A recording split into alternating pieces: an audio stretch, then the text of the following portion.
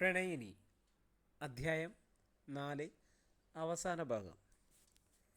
കണ്ണു തുറന്നപ്പോൾ ഞാനൊരു ബെഡിലായിരുന്നു. ചുറ്റും നേഴ്സുമാരും ഡോക്ടർമാരും എല്ലാവരും ഉണ്ട്. Ajmal, are you okay? ഡോക്ടറുടെ ചോദ്യം എൻ്റെ തലച്ചോറിലാകെ ഒരു പ്രകമ്പനം കൊണ്ട പോലെ. ഡോക്ടറെ, ഭയങ്കര തലവേദന. ആ, അത് താനൊന്ന് ഉറങ്ങിയാൽ മാറും. തൻ്റെ കൂടെ വേറെ ആരാ ഉള്ളത്? വേറെ ആരുമില്ല ഡോക്ടർ. പാരൻസ് അമേരിക്കയിലാണ്. ആ, ഓക്കെ. താങ്കൾ നിയമവിദ്യാർത്ഥിയാണല്ലേ? അതെ ഡോക്ടർ. കുറച്ചുകൂടെ റെസ്റ്റ് എടുത്തോളൂ കേട്ടോ. പിന്നെ കുറച്ചു നേരം മയക്കം പോലെയായിരുന്നു. ഒന്ന് ഉറങ്ങിക്കഴിഞ്ഞപ്പോൾ കുഴപ്പമില്ല. പതുക്കെ എഴുന്നേറ്റ് ഡോക്ടറുടെ മുറിയിലെത്തി. എന്താടോ, ഓക്കെ ആയോ? യെസ് ഡോക്ടർ, റെഡിയായി. ആ, താനിരിക്കി. ഞാൻ പറയുന്നത് വളരെ ശ്രദ്ധിച്ച് കേൾക്കണം. ഇനിയും നമുക്ക് പ്രതീക്ഷിക്കാൻ ഒരുപാട് ചാൻസ് ഉണ്ട്. തൻ്റെ ഒരു ശ്രദ്ധ, അത് മെയിനാണ്. എന്താണ് ഡോക്ടർ? അത് തനിക്ക് ബ്ലഡിൽ വൈറ്റ് സെൽസിൻ്റെ കൗണ്ടിങ് കൂടുതലാണ്. I mean blood cancer. രക്തസാമ്പിൾസ് ഞങ്ങൾ പരിശോധനയ്ക്ക് അയച്ചു. അത് കുറച്ച് പ്രശ്നമായിരുന്നു. നന്നായി ശ്രദ്ധിക്കുകയും രക്തം കൃത്യമായി മാറ്റുകയും ചെയ്താൽ സുഖമായിട്ട് ഇതിൽ നിന്ന് മാറാൻ കഴിയും. നമുക്കറിയാലോ, സിനിമാ താരങ്ങളും രാഷ്ട്രീയ നേതാക്കളും അങ്ങനെ ഒരുപാട് ആളുകൾ രക്ഷപ്പെട്ടിട്ടുണ്ട്. പിന്നെ റിസ്ക് എടുത്തിട്ടുള്ള പരിപാടിയൊന്നും ചെയ്യരുത്. തൻ്റെ സ്റ്റേജ് പ്രോഗ്രാമൊക്കെ തൽക്കാലം മാറ്റിവെച്ച് ചികിത്സയ്ക്ക് വേണ്ടി സമയം കണ്ടെത്തണം. എനിക്ക് എന്തു പറയണമെന്നറിയാത്തൊരു തരിപ്പായിരുന്നു. ഡോക്ടറുടെ മുറി വിട്ടിറങ്ങിയപ്പോൾ ഇനി എന്ത് എന്നുള്ള ഒരു ചിന്തയായിരുന്നു എൻ്റേത്. ബൈക്കിൽ കയറി സ്റ്റാർട്ട് ചെയ്തിട്ട് സ്റ്റാർട്ടാവാത്തതുപോലെ. ഒന്നുകൂടി സ്റ്റാർട്ട് ചെയ്ത് നേരെ റൂമിലേക്ക്. വഴിയിലെ കാഴ്ചകളൊക്കെ എനിക്ക് പുതിയതുപോലെയായിരുന്നു. അണ്ണൻ്റെ ചായക്കടയിലെ ചായയ്ക്ക് പതിവില്ലാത്ത ഭയങ്കര രുചി. മുറിയിൽ കയറിയപ്പോൾ ഉമ്മയുടെയും ബാപ്പയുടെയും ഫോണ്. എന്താ മോനെ നിൻ്റെ ശബ്ദം വല്ലാതെ എന്ന് ചോദിച്ചപ്പോൾ ഒന്നുമില്ല, ഇപ്പോൾ വന്ന് കയറിയതേ ഉള്ളൂ എന്നൊരു കള്ളം പറഞ്ഞു. ഡാ, ആ പെണ്ണിൻ്റെ ഫോട്ടോ ഒന്ന് അയച്ചു തടക്കള്ള, ഞാനെൻ്റെ മരുമകളെ ഒന്ന് കാണട്ടെ എന്ന് പറഞ്ഞപ്പോൾ ഞാനൊന്ന് വിങ്ങിപ്പോയി. പൈപ്പ് തുറന്നിട്ട് ഞാൻ തൽക്കാലം അതടക്കി. ഏയ്, ഞാൻ ചുമ്മാ പറഞ്ഞതമ്മ, അങ്ങനെ ആരുമില്ല. പോടത്തെ എമ്മാടി എന്നുള്ള ഉമ്മാൻ്റെ വിളിയും ചിരിയും. കുറേ നേരം ഹലോ ഹലോ പറഞ്ഞ് ഞാൻ കട്ട് ചെയ്തു. കേൾക്കാഞ്ഞിട്ടല്ല, ഇനിയും സംസാരിച്ചാൽ ഞാൻ പറഞ്ഞു പോകും. അതുകൊണ്ടാണ്. മാളുവിനെ ഇനി കൂടെ കൂട്ടുന്നില്ല എന്ന് തീരുമാനിച്ചു. മറക്കാനാവുന്നില്ല, എന്നാലും ഇനി വേണ്ട. എൻ്റെ സങ്കടത്തിൽ അവളെ കൂടി വേണ്ടല്ലോ. വെറുക്കണം, നന്നായിട്ട് വെറുക്കണം. 100 ആയുസാണ്. ഇതാ വിളിക്കുന്നു. ഡാ, നീ എവിടെയാ? ഞാൻ സിനിമയ്ക്ക് കയറി. എന്തേ? സിനിമയ്ക്കോ? പതുക്കെ ഞാൻ ടി വിയിൽ സൗണ്ട് കൂട്ടിയിട്ടു. എന്നിട്ട് നീ ഹോസ്പിറ്റലിൽ ആരെയോ കാണാൻ പോകുന്നു എന്ന് പറഞ്ഞിട്ട്? ആ, എനിക്ക് വരാൻ താല്പര്യമില്ലാത്തതുകൊണ്ട് ഞാൻ വന്നില്ല. അതെന്താ അജു അങ്ങനെ? എടി, നിനക്കും അവനും കൂടി അഴിഞ്ഞാടാൻ വേണ്ടിയാണ് അവനെ ഒപ്പിച്ചൊരു പരിപാടി. അത് നിനക്കറിയാലോ. നിങ്ങൾ രണ്ടാളും കൂടിയുള്ള പരിപാടിയല്ലേ. എന്താടി, എന്നിട്ട് വല്ലതും നടന്നോ? അജു, നീ എന്തൊക്കെയാ പറയുന്നത്? നീ എവിടെയാ? എനിക്ക് നിന്നെ ഒന്ന് കാണണം. ഓ, എന്തിനാ? വല്ലവനും കൊണ്ടു നടന്നതിനൊന്നും എനിക്ക് വേണ്ട. എനിക്ക് നിന്നെ കാണുകയും വേണ്ട. നീ അവനോട് പോയി ചോദിക്ക് നിന്നെ അവൻ എങ്ങനെയാണ് കണ്ടിരിക്കുന്നതെന്ന്. അതുകൊണ്ട് ഇനി നമ്മൾ തമ്മിൽ ഒരു ബന്ധമില്ല. ആരെങ്കിലും കൊണ്ടു നടന്ന ഒന്നും എനിക്ക് വേണ്ടെന്നാണ്. അജു പ്ലീസ്, നീ പറഞ്ഞിട്ടില്ലേ ഞാൻ പോയത്? അവനോട് എനിക്കൊന്നുമില്ല. നിനക്കെന്നെ അറിയില്ല അജു. എനിക്ക് നിന്നെ വിശ്വാസമില്ല. അജുവും മാളും കണ്ട സ്വപ്നങ്ങൾ ഇത്രയേ ഉള്ളൂ അജു. നീ പോടി, എൻ്റെ കൺവട്ടത്ത് കാണരുത് നിന്നെ. ഓക്കെ അജു, ഇനി ഞാൻ അജുവിനെ കാണാൻ വരില്ല. പക്ഷേ മറക്കാനാവില്ല കേട്ടോ. ഫോൺ കട്ട് ചെയ്തപ്പോൾ എനിക്കൊന്ന് അലറിക്കരയാനാണ് തോന്നിയത്. പൊട്ടിക്കരഞ്ഞു. ഒരു ചെറിയ നനവ് എൻ്റെ മൂക്കിൽ നിന്നും ഒലിച്ചിറങ്ങിയിട്ടുണ്ട്. അത് പതുക്കെ ചുവന്ന നിറമായി പില്ലോയിലും ഷർട്ടിലും ഒക്കെ പടരുന്നു. പെട്ടെന്ന് ഫ്രീസർ തുറന്ന് തണുത്ത വെള്ളത്തിൽ മുഖം കഴുകി. നിസ്കാരപ്പായയിലിരുന്ന് എനിക്ക് വേണ്ടി കുറച്ച് ദിവസത്തിന് വേണ്ടി അപേക്ഷിക്കാൻ തോന്നി. എൻ്റെ മുറിയിൽ ആകെ എനിക്ക് അവളെ നിറയ്ക്കണം. മൊബൈലിൽ നമ്മൾ പകർത്തിയ ചിത്രം മുഴുവൻ ഞാൻ വലുതാക്കാൻ കൊടുത്തു. ഇനി അടുത്തത് എൻ്റെ ഏറ്റവും വലിയ സ്വപ്നം. Single man music with orchestra drum band. ഒന്നിൽ നിന്നും ഒന്നിലേക്ക് മാറുന്ന ഒരു അപൂർവ വിരുന്ന്. നിർത്താതെ വിശ്രമിക്കാതെ 24 മണിക്കൂറുകൾ. അതിനുവേണ്ടി ഞാൻ പെർമിഷൻ റെഡിയാക്കാൻ പല ഓഫീസുകളിലും കയറി ഇറങ്ങി തുടങ്ങി. അതികഠിനമായ വേദന പെയിൻ കില്ലർ വെച്ച് അഡ്ജസ്റ്റ് ചെയ്തു. ഉറക്കമില്ലാത്ത രാത്രികളും ഉറക്കഗുളികൾ കൊണ്ട് ഞാൻ ഉറങ്ങി. മാളുവിൻ്റെ ഇടയ്ക്ക് വന്ന കോൾ ഞാൻ കട്ട് ചെയ്തു. അവസാനം ബ്ലോക്ക് ചെയ്തു.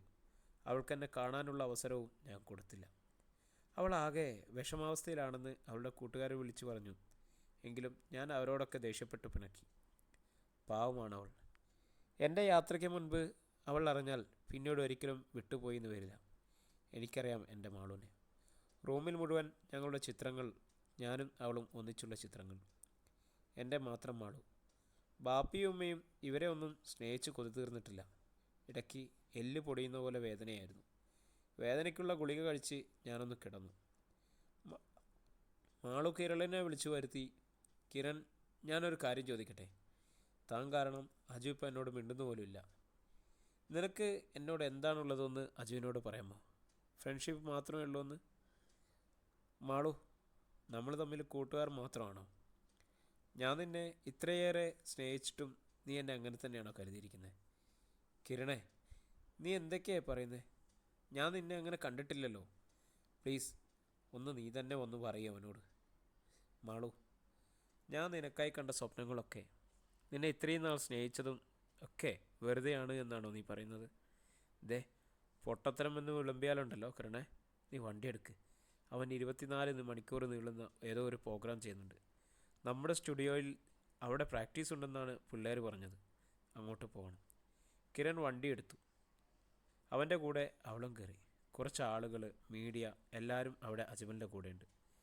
2 ദിവസം കഴിഞ്ഞ് നടത്താൻ പോകുന്ന പ്രോഗ്രാമിൻ്റെ ഓരോ തിരക്ക്. കിരണും മാളവും നടന്നു വരുന്നത് ഞാൻ ദൂരെ നിന്നും കാണുന്നുണ്ട്. പക്ഷേ മൈൻഡ് ചെയ്തില്ല. കിരൺ എൻ്റെ അടുത്ത് വന്ന്, അജു, ഞങ്ങൾക്ക് കുറച്ച് കാര്യം സംസാരിക്കാനുണ്ട് എന്ന് പറഞ്ഞു. എന്ത് സംസാരിക്കാൻ? എനിക്ക് താല്പര്യമില്ല. പക്ഷേ മാളു ആകെ കലിപ്പായിരുന്നു. ഡാ അജു, നിൻ്റെ കാല് പിടിച്ച് കരയാൻ വന്നതല്ല ഞാൻ. ഡി, അല്ലേലും നീ എന്ത് പറയാനാണ്? കണ്ണിൽ കണ്ടവന്മാരുടെ കൂടെ അഴിഞ്ഞാടി നിന്നെ കൂടെ കൂട്ടണമെന്നാണോ നീ പറഞ്ഞേ? കിരൺ വിഷയത്തിൽ ഇടപെട്ടു തുടങ്ങി. അജു, നീ എന്ത് ചെറ്റത്തരാണ് പറയുന്നത്? നിനക്കറിയോ, ദാ ഇവളുണ്ടല്ലോ, ഇവളെ ഇങ്ങനെ നെഞ്ചിൽ കൊണ്ടു നടന്നവനാണ് ഞാൻ. ഒന്നല്ല, എൻ്റെ അറിവുകാലം മുതൽ. ഒരു മൊട്ടുസൂചി കൊണ്ടുപോലും ഞാൻ ഇവളെ ഒന്നും നോവിച്ചിട്ടില്ല. അറിയോ നിനക്ക്? എൻ്റെ കൊച്ചിനെ എങ്ങാനും അനാവശ്യം പറഞ്ഞാലുണ്ടല്ലോ. എന്തു കാണാൻ നിൽക്കുവാടി? നിനക്ക് മതിയായില്ലേ ഇനിയും? മാളു പതിയെ എൻ്റെ അടുത്തേക്ക് നടന്നു വന്നു. എൻ്റെ മുഖത്തേക്ക് ഒന്ന് ആഞ്ഞടിച്ചു. അജു, ഇന്ന് ഞാൻ ഏറ്റവും കൂടുതൽ നിന്നെ വെറുക്കുന്നത് നിന്നെ മാത്രമാണ് കേട്ടോ. ലോകത്തിൽ വേറെ ആരെയും ഞാൻ ഇതുപോലെ വെറുത്തിട്ടുണ്ടാവില്ല. അവനെ, കിരണിനെ ഞാൻ കെട്ടി നീ പറഞ്ഞ പോലെ തന്നെ ജീവിക്കും. അന്ന് നീ കാണും. നീ പോടി ചലയ്ക്കാതെ. നിങ്ങളുടെ ഒളിച്ചുകളി എനിക്കറിയാം. കിരൺ മാളുവിനെ വലിച്ചു പിടിച്ചു കൊണ്ടുപോയി. അവൾ പോയപ്പോൾ ആരും കാണാതെ കണ്ണിലൂറിയ കണ്ണുനീര് തുടച്ചു. മാത്തൻ അത് കണ്ടു. എന്താടാ അജു, എന്താ പറ്റിയത് നിനക്ക്? ഏയ്, ഒന്നുമില്ലടാ. അവൾ പോട്ടെ. അവൾ പോയാലല്ലേ ശരിയാവുള്ളൂ. രാത്രി മുഴുവൻ എനിക്ക് അവളെക്കുറിച്ചുള്ള ചിന്തകളായിരുന്നു. പാവം എൻ്റെ മാളു. ഒന്നിച്ച് ജീവിക്കാൻ വേണ്ടി ഒരുപാട് കൊതിച്ചു. എൻ്റെ വയറിൽ തലവെച്ച് കിടന്നും അവളുടെ സ്വപ്നങ്ങളൊക്കെ പങ്കുവച്ചിട്ടും ഒടുവിൽ അവളില്ലാതെ. സാരല്ല, മടങ്ങേണ്ടി വരുമ്പോൾ ആരെയും സങ്കടപ്പെടുത്തേണ്ടി വരില്ലല്ലോ. ബാപ്പിയെയും ഉമ്മയെയും വിളിച്ച് ഒത്തിരി നേരം സംസാരിച്ചു. ചിരിച്ചും കളിച്ചും സ്വന്തമായി കാപ്പി ഉണ്ടാക്കി ആസ്വദിച്ചു കുടിച്ചു. റൂമിൽ എൻ്റെ എല്ലാ സാധനങ്ങളും എല്ലാം മാളു ഒതുക്കി വെച്ചതുപോലെ ഒതുക്കി വെച്ചു. നാളെയാണ് പ്രോഗ്രാം. നാളത്തെ ഒരു ദിവസം മാത്രം. അത് മാത്രമാണ് പടച്ചവനോട് ഉള്ള ഒരപേക്ഷ. അണ്ണൻ്റെ പീടികയിൽ നിന്നും ദോശയും വെളുത്തുള്ളി ചട്നിയും പിന്നെ സാമ്പാറും കഴിച്ചു മതിയാവുവോളം. എൻ്റെ ഡയറിയിൽ അവസാന താളുകളിൽ എൻ്റെ മാളുവിന് വേണ്ടിയുള്ളതാണ്. എൻ്റെ മാളൂട്ടി, നിന്നോളം ഞാൻ വേറെ ആരെയും സ്നേഹിച്ചിട്ടില്ല. പണ്ട് എൻ്റെ ഉമ്മച്ചി പറയും, മോനെ, കുന്നോളം ചോദിക്കണം എന്നാലേ പടച്ചോൻ കുന്നിക്കുരുവോളം തരുള്ളൂ എന്ന്. അന്ന് ചോദിക്കാനൊന്നും ഇല്ലാത്തതുകൊണ്ട് ചോദിച്ചില്ല. പക്ഷേ ഇന്ന് ചോദിക്കേണ്ടത് ചോദിച്ചപ്പോൾ പടച്ചോൻ പറയാ, നിനക്ക് എങ്ങനെ എഴുതിയേ, അതൊക്കെ വേറെ ആൾക്കാർക്ക് വിധിച്ചതാന്ന്. അപ്പോൾ ഞാൻ ചോദിച്ചു, പടച്ചോനെ, അടുത്ത ഒരു ജന്മം തരുമോ എന്ന്. അപ്പോൾ മൂപ്പര് ഒരർദ്ധസമ്മതം മൂളിയിട്ടുണ്ട്. താൻ പോയി അടിച്ചു പൊളിക്ക്, കിരണും താനും മക്കളും. അടുത്ത ജന്മത്തിൽ എൻ്റെ നെഞ്ചിൽ എൻ്റെ ചൂട് പറ്റിക്കിടന്ന് ഞാൻ തൻ്റെ കാതിൽ ഈ കഥകളൊക്കെ പറഞ്ഞു തരാം കേട്ടോ എന്ന് സ്വന്തം അജു. മാളുവിൻ്റെ കയ്യിൽ നിന്നും ഡയറി വിറച്ച് നിലത്ത് വീണു. അപ്പോഴേക്കും കിരൺ അവിടെ എത്തിയിരുന്നു. എന്താ മത്ത, എന്താ ഉണ്ടായേ? കിരണേ, പരിപാടി തുടങ്ങി ഏകദേശം 1 മണിക്കൂർ കഴിഞ്ഞപ്പോൾ അവൻ്റെ മൂക്കിൽ നിന്നും ബ്ലഡ് വന്നു തുടങ്ങി. പക്ഷേ അവനത് ടിഷ്യൂ വെച്ച് തുടച്ചു.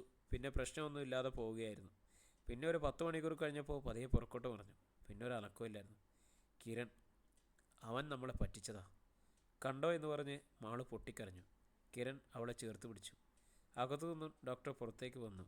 സോറി, ഞങ്ങൾ മാക്സിമം നോക്കി, പക്ഷേ ആർക്കെങ്കിലും കയറി കാണണമെങ്കിൽ കയറി കണ്ടോളൂ. മാളുവും കിരണും ICUവിൽ കയറി. അജു, ഡാ കണ്ണു തുറക്കടാ, ഞാൻ മാളുവാടാ. അജുവിൻ്റെ കണ്ണുകൾ പതിയെ തുറന്നു. എല്ലാവരെയും കണ്ണു തുറന്നു നോക്കി.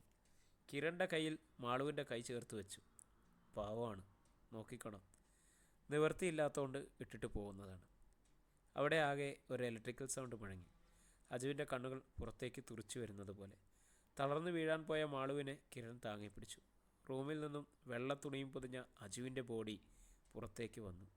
മാളു അവനെ കെട്ടിപ്പിടിച്ചു പൊട്ടിക്കരഞ്ഞു കണ്ടു. മാത്തൻ്റെ കയ്യിലെ അജുവിൻ്റെ ഫോണിൽ അജു പാടിയ സംഗീതം കൊടുത്ത ഒരു ഗാനം റിംഗ് ടോണായി മുഴങ്ങി. ബാപ്പച്ചിയും ഉമ്മച്ചിയാണ്. എന്തു പറയണം എന്നറിയാതെ മാത്തൻ വിഷമിച്ചു നിന്നു. പ്രിയപ്പെട്ടവരെ, ഈ നോവൽ ഇവിടെ അവസാനിക്കുകയാണ്. അപ്പോൾ നാളെ മുതൽ നമ്മൾ പുതിയൊരു നോവലുമായിട്ട് വരികയാണ്. നിങ്ങളുടെ എല്ലാവരുടെയും അഭിപ്രായങ്ങൾ എന്തു തന്നെയാണെങ്കിലും എനിക്ക് വേണ്ടി കുറിക്കാൻ മറക്കരുത്. അപ്പം പുതിയൊരു നോവലിനായി കാത്തിരിക്കും വരെ എല്ലാവർക്കും നന്ദി, നമസ്കാരം, ബൈ ബൈ.